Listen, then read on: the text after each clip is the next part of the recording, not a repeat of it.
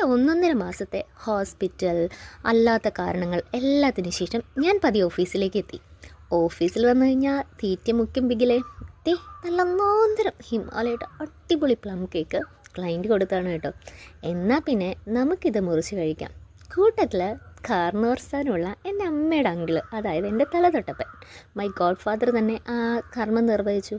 വേറെ ആരുമല്ല, ഇവരൊക്കെ വിളിക്കുന്ന പോലെ ഓറഞ്ചിലെ ചിറ്റപ്പൻ. ഓറഞ്ചിലെ ചിറ്റപ്പൻ നമ്മുടെ ചിറ്റപ്പനാണല്ലോ. അങ്ങനെ കേക്ക് കട്ട് ചെയ്തു.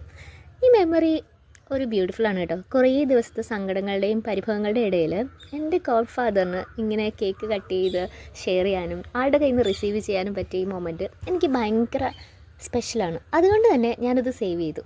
ഈ കേക്ക് കഴിഞ്ഞ ദിവസം നമുക്ക് ആച്ചൻ കൊണ്ടെത്തുന്ന കേട്ടോ. ഞാൻ ആച്ചനെന്നാണ് വിളിക്കുന്നത്, വിമാനാച്ചൻ, അതായത് ഓറഞ്ചിലെ ചിറ്റമ്മൻ.